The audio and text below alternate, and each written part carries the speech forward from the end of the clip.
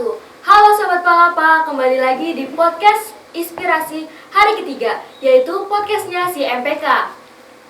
Ada pepatah yang mengatakan, tak kenal maka tak sayang. Kadang, yang udah kenal tuh malah yang sayang. Bercanda.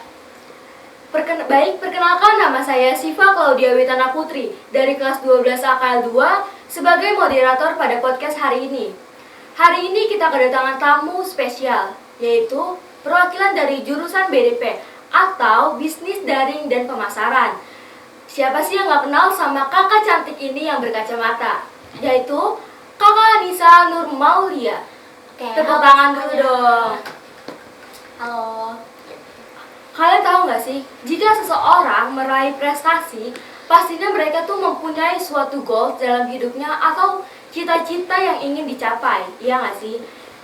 Nah, Kak Anissa ini merupakan salah satu siswi berprestasi di SMK Negeri 48 Jakarta loh. Nah, sebelum masuk ke pertanyaan inti, aku mau nanya dulu nih, kayak moto dalam hidup Kak Anissa tuh apa sampai bisa bertahan hidup sampai detik ini? Oke, aku punya moto yang selalu aku terapin dalam hidup aku, yaitu live the life you love and love the life you live. Artinya, jadi artinya aku harus bisa mencintai hidup yang aku jalani dan aku juga harus bisa hidup di kehidupan yang aku cintai. Wow, keren banget gak sih? Moto hidup Kak Anissa ini pantasan aja menjadi salah satu siswi berprestasi di SMK Negeri 48 Jakarta.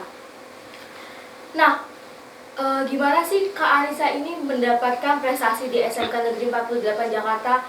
Yang kayak kita kenal tuh SMK Negeri 48 Jakarta merupakan sekolah kedua di DKI Jakarta, ya kan? Nah, pastinya tuh kita ada persaingan di dalam sekolah ini kan. Dan persaingan tuh menurut saya sebagai kelas 12 tuh sulit banget. Saya sudah 3 tahun di sini dan walaupun nilai kita selisih di nilai rapot itu untuk mendapatkan ranking 1 itu sulit banget, ya kan? Nah, Kak Anissa gimana sih, bagaimana cara Kak Anissa mendapatkan prestasi tersebut dan juga mengatur waktu Kak Anissa tuh bagaimana? Iya, kayak yang kamu bilang tadi kan mengatur waktu ya.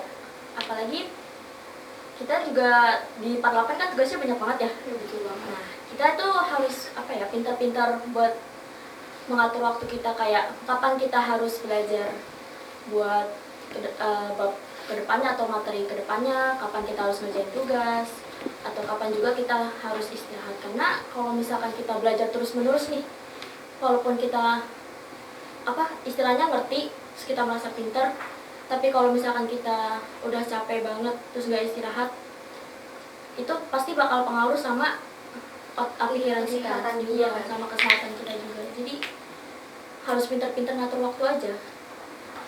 Untuk mencapai prestasi tersebut tuh Kak Anissa kayak gimana?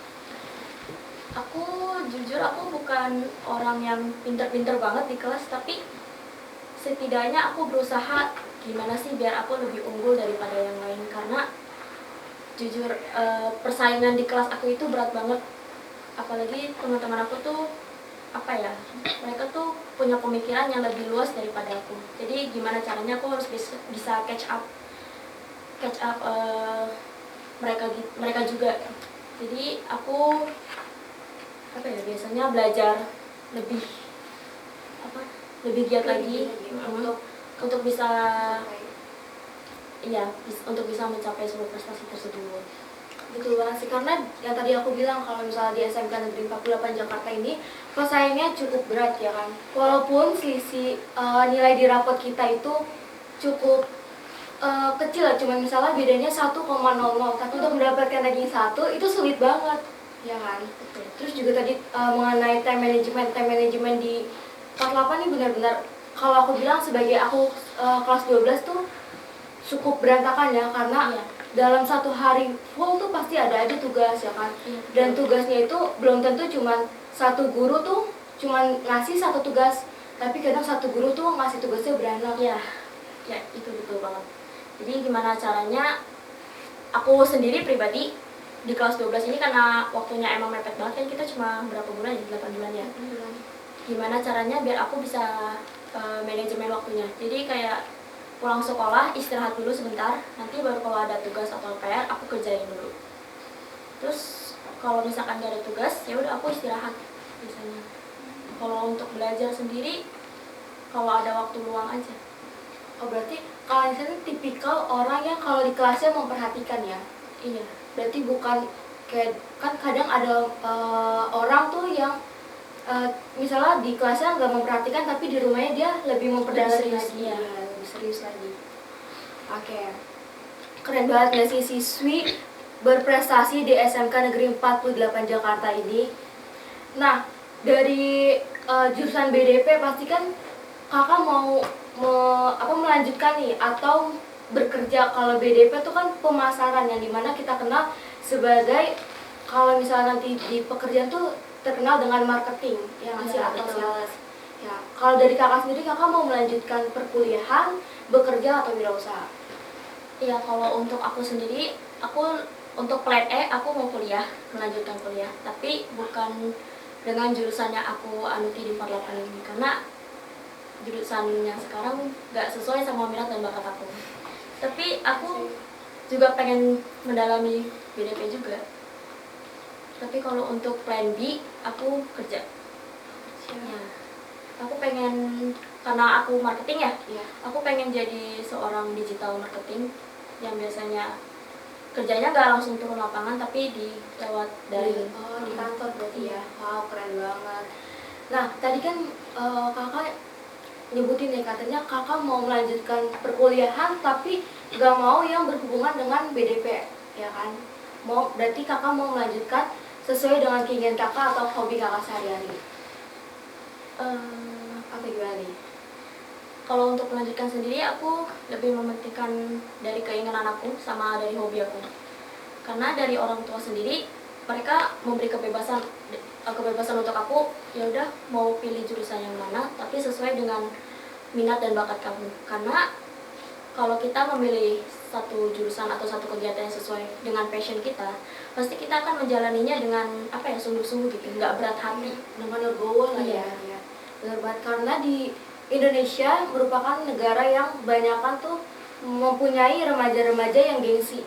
Ya kan, gengsinya tuh diutamain daripada keinginan mereka. Jadi apa yang mereka butuhin tuh mereka ngesampingin terlebih dahulu daripada ego mereka gitu. Kayak banyak mereka melanjutkan perkuliahan karena ada yang ikut teman, ada yang paksaan dari orang tua, ataupun ada yang kayak, oh dengan gue berkuliah gue bisa nih kayak dipandang lebih teliti gitu sama orang-orang. Oh lu kamu nih sarjana gitu.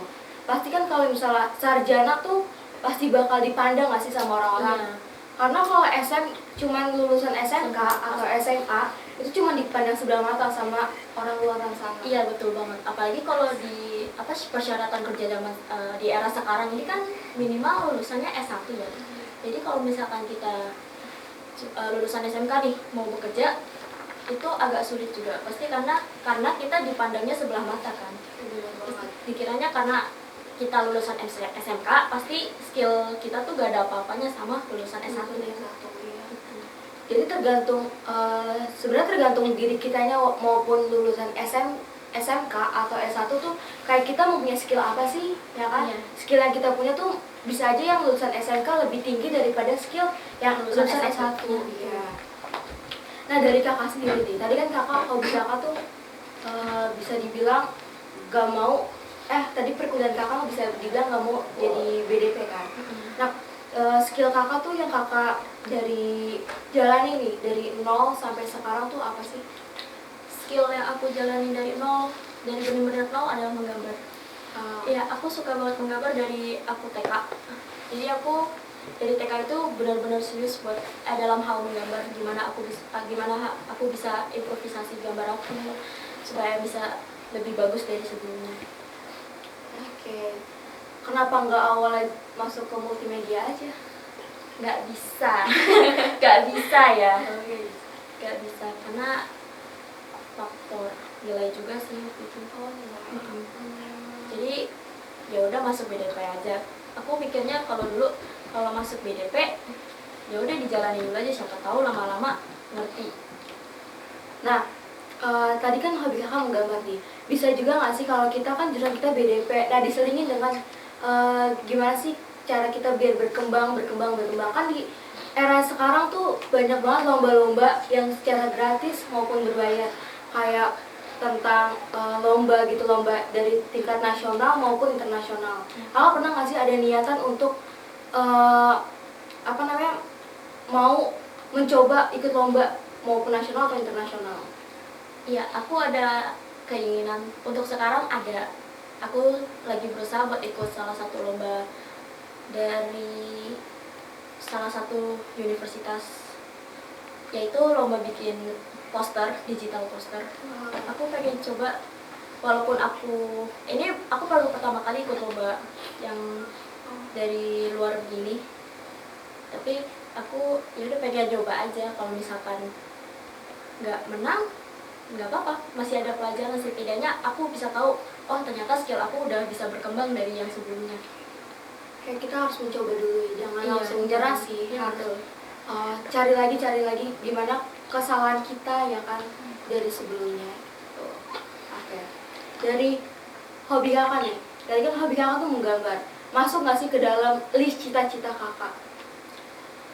Kalau itu sih masuk, karena cita-cita aku mau jadi seorang animator atau enggak seorang komikus, yang berarti dia lebih ke menggambarkan pastinya. Ya itu, aku punya cita-cita buat antara dua itu, jadi animator atau enggak jadi komikus. Oh, keren banget ya. Keren banget sih, kayak dari jurusan BDP yang mungkin nantinya lanjut perkuliahan di animator, nanti setelah perkuliahan kakak mungkin bisa wirausaha dengan Iya. berdagang, Iya, atau betul. terus juga menyampingkan dengan cara bisa membuka tempat les atau tempat belajar gitu kayak untuk menggambar ya kan? Tapi ada niatan untuk buka wirausaha? Ada, karena aku kan anak BDP ya, jadi aku pasti tahu setidaknya dasar-dasar gimana sih cara berbisnis itu. Jadi aku punya rencana buat bikin wirausaha itu, tapi wirausahanya tuh bareng teman-teman. Iya, jadi kita tuh bersembilan, aku punya teman satu grup bersembilan. Kami mau bikin sebuah kafe gitu. Wow. Iya, jadi kayak apa ya, mengulas kembali apa yang telah kita pelajari selama di BDP itu, yang biar apa yang kita pelajari bisa terrealisasikan gitu kan. Oke, tadi kan kita udah ngebahas nih tentang dari prestasi kakak di SMK Negeri 48 Jakarta, terus cita-cita kakak, hobi kakak juga ya kan, terus kakak juga mau melanjutkan kemana nih, ya kan, dari itu semua kayak benar-benar keinginan kakak kan, bukan dari paksaan dari orang Iya. tua atau Iya. ikut-ikut teman aja gitu. Enggak, emang dari dasar hatiku emang pengennya sih kayak gitu, nggak ada paksaan dari orang tua sama sekali. Oke. Tapi di dalam diri kakak tuh kakak ada niatan nggak sih untuk merantau? Merantau? Iya, itu yang aku pengen, karena aku merasa bosan aja tinggal di Jakarta ya, yang dilihat kayak gedung-gedung tinggi doang. Kehidupannya itu aja. Iya, monoton aja gitu. Kalau misalkan aku merantau kemana, aku pasti bisa belajar hal baru dong. Jadi nggak apa ya, maksudnya kayak pengetahuan aku atau ilmu aku tuh nggak nge-stuck di sini, di situ-situ aja. Jadi bisa tahu ilmu-ilmu yang lain juga. Kan kalau misalnya kita merantau tuh kita pasti harus mempunyai kayak sifat mandiri kan gitu. Nah, dalam diri kakak nih punya nggak sih sifat mandiri itu sendiri atau skill kepemimpinan dalam diri kakak tuh ada nggak sih? Iya, kalau untuk skill mandiri aku ada, karena aku lebih suka mengerjakan sesuatu hal secara mandiri dibandingkan secara berkelompok gitu. Jadi apa-apa aku menetapkan dalam diri aku itu kalau aku bisa sendiri, gak usah minta bantuan dari orang lain, aku juga bisa mandiri, aku bisa kerjain ini sendiri. Ya sih, kita harus menerapkan dari sekarang tuh kehidupan kayak mereka aja bisa sendiri, masa aku nggak bisa? Iya. gitu. Jangan kayak selalu ikut-ikut teman gak sih, kayak Iya. aku nggak bisa nih kayak gini, aku mau minta bantuan, jadi bergantungan sama teman. Iya, terlalu bergantung sama Iya. teman itu juga nggak Gak bagus. bagus ya, karena buat setahu aku tuh kalau misalnya di mana kita dari SD, SMP, SMK tuh kehidupannya masih di lingkup orang tua. Iya. Nah, saat kita udah lulus dari SMK itu dimana kita yang benar-benar kehidupan sebenarnya. Iya, Ya kan? kehidupan Iya. seorang dewasa. Seseorang yang udah jadi tahap remaja, dewasa ya kan. Itu sulit banget sih kalau misalnya kita selalu bergantung kepada Orang orang. lain. Iya. Nah, tadi dari ngerantau ini berarti kakak udah siap nih pisah dari orang tua ya? Ya, bisa dibilang siap. Mantap, mantap. Kayak kita tuh sebenarnya harus apa ya, kayak jauh dari orang tua, karena kejauhan itu bukan melarikan diri gitu loh, tapi Iya. biar bisa Melatih diri kita sendiri gitu.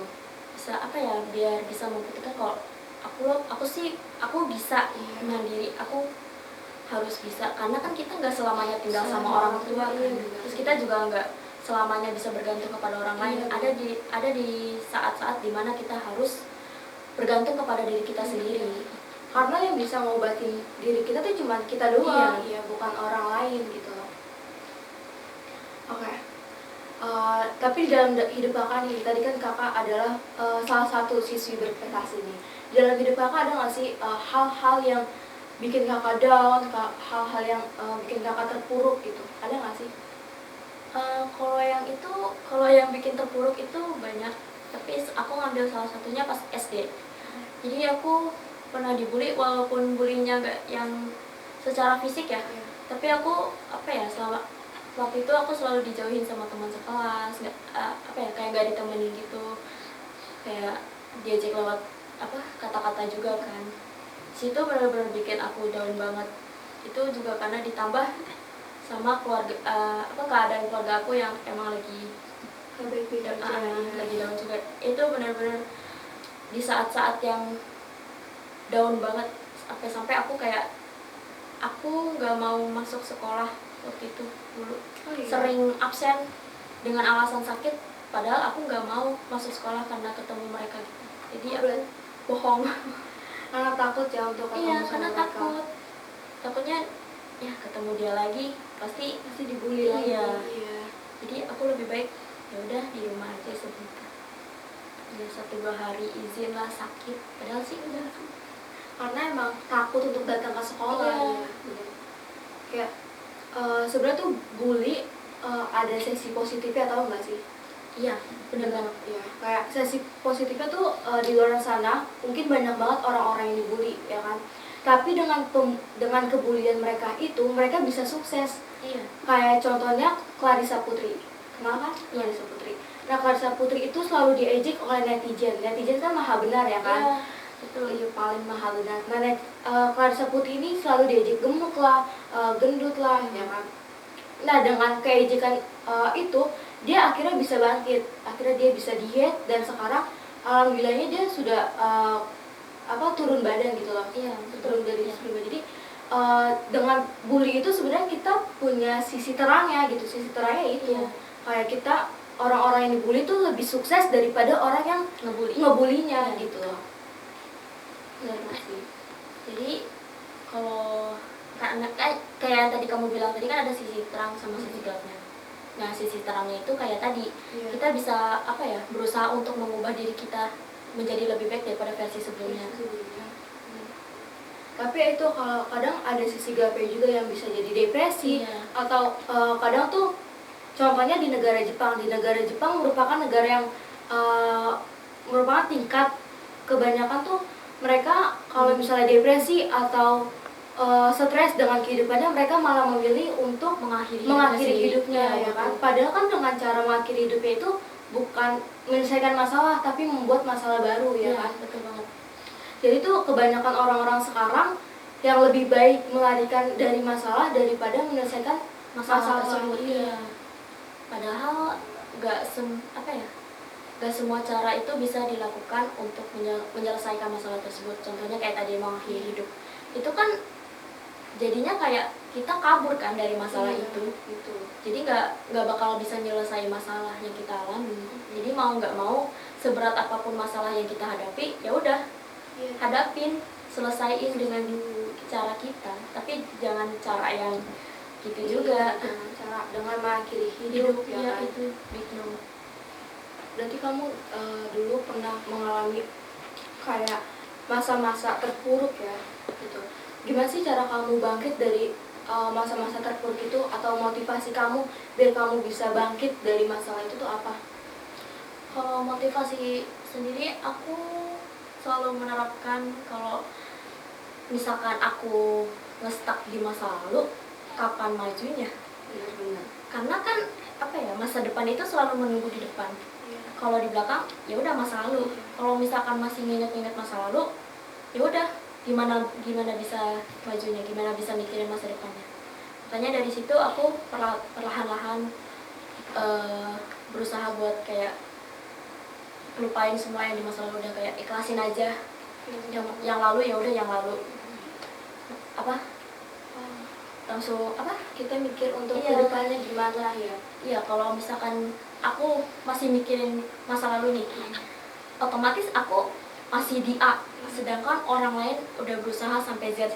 Jadi ketinggalan jauh ya? Iya, ketinggalan jauh. Daripada aku ketinggalan jauh, ya mau nggak mau aku harus bisa Ngejar. catch up. Iya. Iya, ngejar mereka biar bisa setara atau bisa setara sama mereka. Kayak kalau misalnya selalu ngestak di masa lalu tuh kayak ya udah kehidupannya monoton, Iya. gitu aja. Kalau misalnya kita mikir masa depan kita tuh pasti bakal ada tantangannya loh untuk Iya. kedepannya tuh bagaimana gitu. Bener banget sih. Dengan cara kayak gitu tuh kayak gimana ya? Dengan kita selalu ngestak, pasti yang satu yang tadi kamu sebutin, kalau kita bakal tertinggal sama Sama orang lain. orang-orang yang emang dia udah lebih dulu memikirkan Iya. masa depan. Terus yang kedua tuh kita bakal apa ya, nggak ada perkembangan dalam hidup kita. Iya. Yang akhirnya nanti depresi nanti malah mengakhiri hidupnya, ya kan. Itu sih kalau selalu ngestak di masa lalu. Nah, ngomong-ngomong nih, tadi kakak ada niatan nggak sih untuk ke luar negeri? Ada. Walaupun Ya mungkin ini mimpi-mimpi yang mungkin terwujudnya mungkin nanti-nanti. Tapi kalau untuk mimpi ke luar negeri itu aku dari kecil ya, dari SD. Dari aku suka baca komik. Iya. Komik-komik dari Jepang itu. Jadi aku pengen aja gitu merasakan gimana sih hidupnya di Jepang itu gimana. Aku pengen aja ngerasain. Jadi itu mimpi dari kecil. berarti bisa dong bahasa Jepang. Tapi lebih ke, kalau untuk bahasa asing aku lebih ke bahasa Inggris. Oh, bahasa Inggris. Iya. Tapi Adi suka baca komik-komik bahasa Jepang nih. Berarti itu gimana tuh? Ya kalau untuk bahasa Jepang sendiri aku belajar otodidak, belajar sendiri ya. Dari hal-hal yang aku suka itu, Iya. aku jadi mau belajar sesuatu hal yang baru itu dong.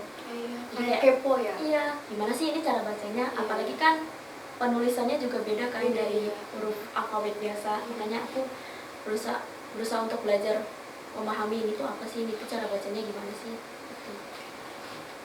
Tadi juga kakak nyinggung lebih menguasai bahasa Inggris ya kan? Karena menurut aku juga bahasa Inggris itu di era sekarang penting banget.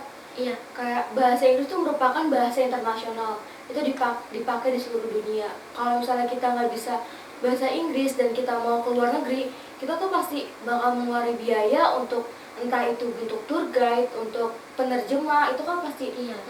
mengeluarkan biaya yang tambahan kan, yang dimana misalnya biaya kita tuh harusnya ke luar negeri cuma segini, tapi karena kita nggak bisa bahasa Inggris, ya karena kita nyewa tour guide. iya tour guide, jadi kita ada biaya tambahan Tambahan lagi. lagi, Itu iya. iya sih. Ya menurut aku ya, bahasa Inggris itu karena dia bahasa internasional juga kan, Iya, benar. dia dia bisa jadi acuan kita untuk kalau kita mau bikin relasi atau kita mau nambah relasi. Iya. Kan kalau misalkan nih relasi kita cuma di sini aja, otomatis apa yang kita dapat ya dari sini juga dong. Iya, benar. Kalau misalkan kita berusaha untuk nyari relasi dari luar, otomatis yang kita dapat banyak yang dari luar itu. Makanya kenapa bahasa Inggris itu menurut aku penting supaya kita bisa menambah relasi dari luar juga. Iya, benar-benar. Kayak nggak mungkin kan untuk pertemanan cuma di Indonesia doang, Iya. kayak ya cuma Indonesia doang, kayak Ngomongnya iya, juga ngomongnya ya, it- itu lagi, itu lagi, iya, nggak ada kayak perkembangan dalam bahasa kan gitu. Oke. Mungkin di era 2045 ini, di generasi emas, gimana sih pendapat kakak tentang mungkin bisa juga nih generasi emas berbahasa Inggris atau bagaimana? Untuk nanti generasi yang selanjutnya atau yang di era 2045 itu, aku sangat berharap generasi-generasi itu mau belajar berbahasa asing, terutama bahasa Inggris. Karena kan kalau kamu tahu sendiri sekarang mereka aja mau misalkan disuruh belajar bahasa Inggris di sekolah aja kan biasanya ogah-ogahan Iya, ya. benar-benar. Padahal benefit dari belajar bahasa asing itu banyak. Iya. Jadi aku sangat berharap generasi selanjutnya itu mau untuk belajar berbahasa asing supaya kedepannya Indonesia bisa menjalin hubungan yang lebih lagi ke luar negeri. Iya, benar banget. Karena tadi kalau misalnya di sekolah tuh, kalau misalnya hari ini ada pelajaran bahasa Inggris udah langsung malas gitu, Iya, ya, ya, bahasa Inggris gitu kan kan. aku orang Indonesia, Iya. masa sih harus bahasa Inggris ngapain? Iya, benar. Kalau tuh benefitnya benar-benar lebih yang tadi aku bilang, kalau misalnya kita keluar negeri tuh kita nggak usah nyewa penerjemah atau tuh Iya, guide betul. gitu. Iya. Jadi sebenarnya benefitnya tuh bukan cuman oh dengan cara aku bisa hafal bahasa Inggris nih aku mudah ngomong gitu loh. Iya.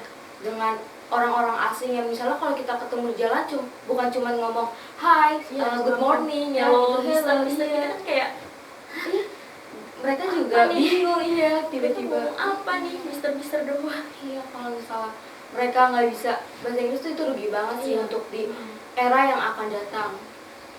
Terus juga kalau misalnya kita bisa berbahasa Inggris tuh itu berbahasa Inggris atau berbahasa asing lainnya kita mempermudah diri kita, yaitu yang pertama. Terus yang kedua tuh bisa menambah nilai di mata pelajaran tersebut. Iya, betul banget. Karena kadang kan misalnya kalau kita bisa berbahasa Inggris nih kayak pasti disayang nggak sih sama guru bahasa Inggris Iya. tersebut. Kayak dikasih tambahan lah, setidaknya nilai tambah. Nah terus gimana sih tanggapan kakak untuk generasi selanjutnya nih, karena kan generasi yang sekarang nih kayaknya agak-agak gimana gitu Iya. kan. Gimana untuk kedepannya tuh bagaimana menurut kakak? Kalau kedepannya kalau Gen Z sekarang kan dia benar-benar diberi kebebasan untuk berpendapat kan. Kayak mereka memberi pendapat, tapi pendapat tersebut malah bikin apa ya, terlalu jauh, terlalu melampaui dari yang seharusnya gitu. Kadang pendapat mereka tuh apa ya, kayak masa sih pendapatnya kayak gitu? Iya, kayak menyepelekan pendapat. Iya, kayak kok kalian bisa sih berpendapat kayak gitu, padahal kan misalkan nih iya apa ya, kayak misalkan mereka tuh menormalisasikan tren-tren lah. Iya. Kayak istilahnya contohnya tren-tren yang kayak sekarang tuh trennya lagi ke negara barat nih ya kan. Iya, Kayak mereka tuh selalu menormalkan hal tersebut yang padahal tren itu tuh merusak diri mereka sendiri. iya. Jadi mereka menganggap kalau misalkan di negara barat kan emang mungkin hal yang normal, tapi kalau di Indonesia kan belum tentu hal tersebut hal yang normal. Makanya mereka apa ya, kayak lebih menormalisasikan hal tersebut. Betul banget sih. Makanya kenapa sekarang Gen Z itu agak, kalau misalkan mau diberikan kebebasan untuk berpendapat ya jangan terlalu bebas gitu. Iya. Adalah setidaknya Ada batasannya lah ya. batasannya, iya gitu. Apalagi sekarang tuh Gen Z tuh apa ya, lebih ke sebenarnya bukan lebih ke batasan doang, tapi ada juga akhlaknya. Iya, Ya nggak sih, kayak akhlaknya tuh dipertanyain di Gen Z ini. Kayak ada juga tuh Gen Z yang kayak semena-mena sama yang lebih tua ya kan. Jangan sama yang lebih tua deh, sama yang Sepantaran seumuran aja. ya, sepantarannya aja dia kayak ya elah kamu tuh sepantaran sama Iya. aku, masa harus dihormatin gitu loh. Padahal itu kan kayak apa sih ya kan.